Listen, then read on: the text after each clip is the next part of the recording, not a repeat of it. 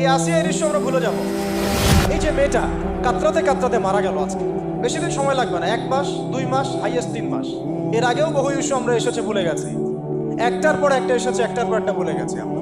আপনারা দেখে নিয়েন 3 মাসের মধ্যে এই মেয়েটাকে সবাই ভুলে যাবে এবং যাবো ভবিষ্যতে। লিখে নেন আপনারা, এই বাচ্চার কথা কেউ মনে রাখবে না, এই বাচ্চাটার কথা কেউ মনে রাখবে না।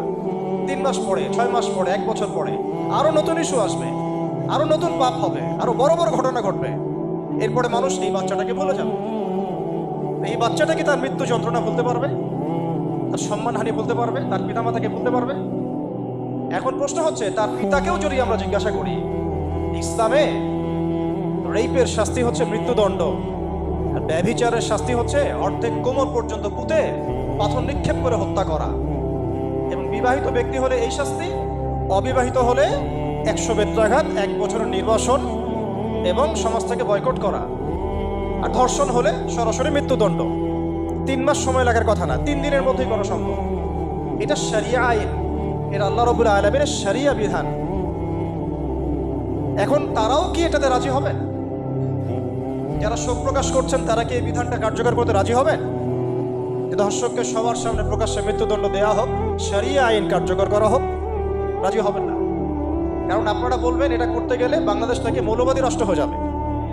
তো সমস্যার গোড়ায় আপনারা যেতে চান না, ডালপালা নিয়ে নাড়াচাড়া করেন।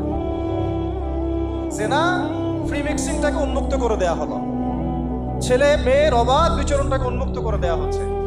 একটা চরম ক্ষুধার্ত মানুষদের সামনে যদি আপনি খাবারকে উন্মুক্ত করে রাখেন, এরপরে যদি কেউ জোর করে খাবার খেয়েও ফেলে, শুধু কি আপনি খাদকের দোষ দিবেন?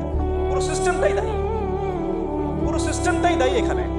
আপনি নারী পুরুষকে অবাধ মেলামেশা দিয়েছেন, ফ্রি মিক্সিংয়ে দিয়েছেন, একদম ছোটবেলা থেকেই, স্কুল লাইফ থেকে, কলেজ লাইফ থেকে, ইউনিভার্সিটি লাইফ থেকে, জব সেকশনে, এমনকি রাজনীতি করতে গেলেও কর্পোরেট সেকশনে, ব্যবসায়িক সেকশনে, অফিস আদালতে, সব জায়গায় ফ্রি মিক্সিংকে অবাধভাবে আপনি উন্মুক্ত করে দিয়েছেন, আমরা উন্মুক্ত করে দিয়েছি। এর উপরে ছড়িয়ে দিয়েছি পর্নোগ্রাফি। পর্নোগ্রাফি সবার ফোনে ফোনে। পর্নোগ্রাফি দেখতে থাকলে একটা মানুষ বাচ্চাকে না, কয়েকদিন পরে পশুর সাথেও জেনা করতে পারে। যদি সামনে দেখেন যে মানুষ পশুর সাথে জেনা করেছে, আপনারা অবাক হতে পারেন, আমি অবাক হব না। কারণ পর্নোগ্রাফি মানুষকে পশুর সাথেও জেনা করতে শেখাবে। বাচ্চা তো কিছুই না। এর উপর আছে বিবাহ বহির্ভূত সম্পর্ক, ব্যভিচার, জিনা, ফ্রি মিক্সিং, ভ্যালেন্টাইন্স ডের মতো দিবসগুলো পালন করে ছেলে মেয়ের অবাধ মেলামেশা। আর এই জেনাগুলোকে আমরা বলছি গাছে আসার গল্প, যেখানে ওর উপরে 100 বেত্রাঘাতের শাস্তি অলরেডি মজুদ হয়ে গেছে। আর কতগুলো যে জেনা হয়েছে এটা তো আল্লাহ পাক ভালো জানে। একটা দুইটা তো করে নাই, একটার পর একটা চেঞ্জ করেছে। বিবাহিত ব্যক্তি পর্যন্ত অন্যের স্ত্রীর সাথে জেনা করেছে। আর এটা তো ধর্ম তো অনেক বড় বিষয়, ধর্ম তো অনেক বড় বিষয়। এটা তো একটা মানবতা বিরোধী অপরাধ, এটা তো একটা মানবতা বিরোধী অপরাধ। এখন সমস্যা কি এককেন্দ্রিক? এটা বহুমুখী সমস্যা। ফ্রি মিক্সিং রেখেছেন, পর্ন চালু করে দিয়েছেন, এবং সবচেয়ে বড় কথা, এর শরঈ বিচারটুকু নিশ্চিত হচ্ছে না। তাহলে সমাজের মধ্যে এগুলো কমবে না বাড়বে? সিম্পল, সমাজের মধ্যে এগুলো বাড়বে।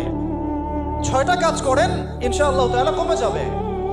প্রথমত শরঈ পর্দা নিশ্চিত করেন, দ্বিতীয়ত ফ্রি মিক্সিং বন্ধ করে দেন, তৃতীয়ত আপনারা জেনার শাস্তি চালু করেন, চতুর্থত সমকামিতা বন্ধ করেন, এলজিবিটি বন্ধ করেন, পঞ্চমত ব্যভিচারের যে রজম শাস্তি চালু করেন, শরঈ বিধান চালু করেন, পর্ন সাইটগুলোকে বন্ধ করে দেন, এবং সমাজে তাকওয়া নৈতিকতা শিক্ষাটাকে বাড়িয়ে দেন। দেখেন সমাজে জেনা কমে না বাড়ে। কিন্তু কেউ এই সমস্যার গোড়ায় যাবে না। একটা ইস্যু আসবে, একটা ইস্যু যাবে। আজকে আপনার বোন তো কালকে আমার বোন, কালকে অমুকের বোন, কালকে তার মেয়ে, নিজের ঘর পর্যন্ত চলে আসছে। আর কয়টা রিপোর্টই বা আমাদের সমাজের সামনে আসে? যে কয়েকটা রিপোর্ট সামনে এসেছে, এগুলো 50%ও না। বহু মেয়ে এগুলো বলতেও পারে না, লজ্জায়। আর আমি তো ওইসব মেয়েদের ব্যাপারে কথা বলা ছেড়ে দিয়েছি, যারা স্বেচ্ছায় নিজের ইজ্জতকে বিলি দেয়। তাদেরকে আমি আমার বোন পরিচয় দিতে লজ্জাবোধ করি। সমাজ থেকে গায়রত, ব্যক্তিত্ব, পর্দা, শালীনতা, হিজাব এগুলো উঠিয়ে দেওয়া হয়েছে। আপনারা কি দ্বীনি অঙ্গনের তসলিমা নাসরিন হতে চান নাকি? তারা কি দ্বীনি অঙ্গনের তসলিমা নাসরিন হতে চান? কেন আপনি একটা ছেলের সাথে হারাম সম্পর্কে জড়াবেন? কেন প্রেম করতে যাবেন? কেন আপনি তার সাথে বাইকে করে ঘুরতে যাবেন? কেন আপনি আপনার বন্ধুদের সাথে ফ্রি মিক্সিংয়ে ঘুরতে চলে গেলেন, 3 দিনের রাস্তা, 7 দিনের রাস্তা, 10 দিনের রাস্তা, অথচ আপনার উপর হজও ফরজ না মাহারাম ছাড়া। না আপনি পর্দা মানছেন, না মাহারাম মানছেন, আর সমাজে না আছে ইসলামী শরিয়া আইন অনুযায়ী বিচার, আর না আছে পর্ন বন্ধের উদ্যোগ, আর না আছে ফ্রি মিক্সিং বন্ধের উদ্যোগ। তো আপনার ইজ্জত চলে গেলে কে ফিরাই দেবে আপনাকে? আমি তো আপনার ভালোর জন্যই কথা বলছি।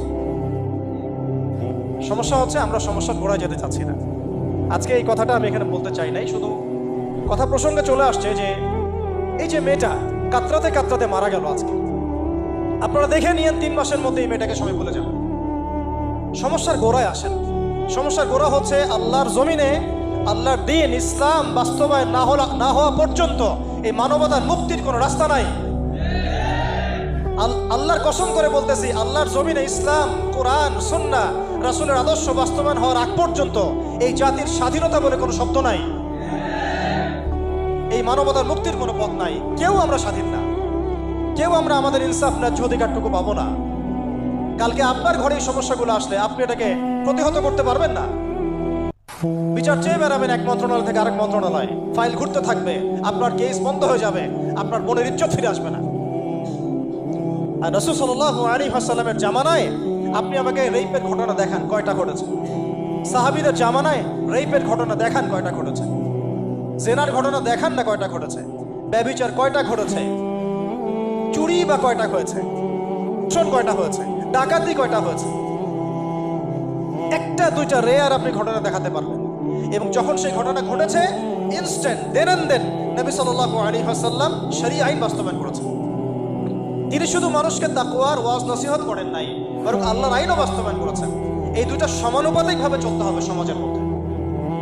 শুধু তাকওয়ার ওয়াজ করেই সব বন্ধ করা যাবে না, আইনও বাস্তবায়ন করতে হবে।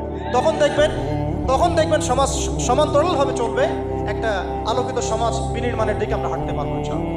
শুধু আমি ওয়াজ করে যাব, আইনের কোনো বাস্তবায়ন নাই, আবার আইন বাস্তবায়নে কথা বলবো, তাকওয়ার কোনো সমাজ নাই, এভাবে হবে না। দুটো একসাথে চলতে হবে। আমরা দুটো থেকেই সমাজকে বিচ্ছিন্ন করে ফেলছি। স্কুল লাইফ থেকে তাকওয়ার শিক্ষাটাকে আস্তে আস্তে শেষ করে ফেলছি। আমি তো দেখালাম তাকওয়া তো শিখবেন আপনি কোরআন থেকে, হাদিস থেকে, সিরাত থেকে, সেটাই তো আমরা পড়ি নাই। আমি চ্যালেঞ্জ করতে পারি আমাদের স্টুডেন্টদেরকে, আল কোরআনুল কারীমের 10টা সূরার অর্থ তারা বলতে পারবেন না। হাদিসের মধ্যে 100টা হাদিস তারা মুখস্থ বলতে পারবেন না। রাসূল সাল্লাল্লাহু আলাইহি ওয়াসাল্লাম পবিত্র জীবনী তারা 20 বছরে একটা কিতাবও একাডেমিক্যালি পড়েন নাই। ইসলামের ইতিহাসের একটা কিতাব একাডেমিক্যালি পড়ানো হয় নাই। তাজকিয়া সংক্রান্ত একটা কিতাব পড়ানো হয় নাই। ফিকহের উসুলে ফিকহ ছাড়া আপনি কিভাবে চলবেন? ফিকহের একটা কিতাব পড়ানো হয় নাই।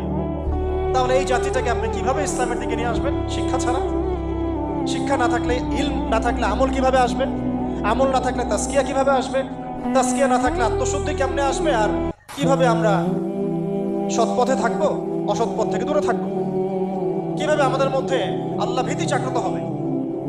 আর আল্লাহ ভীতি যদি জাগ্রত না হয়, আমি গুনাহ থেকে কেন দূরে থাকবো? যার মধ্যে আল্লাহর ভয় নাই সে গুনাহ থেকে কেন দূরে থাকবে? তার মধ্যে তো আল্লাহর ভয় নাই।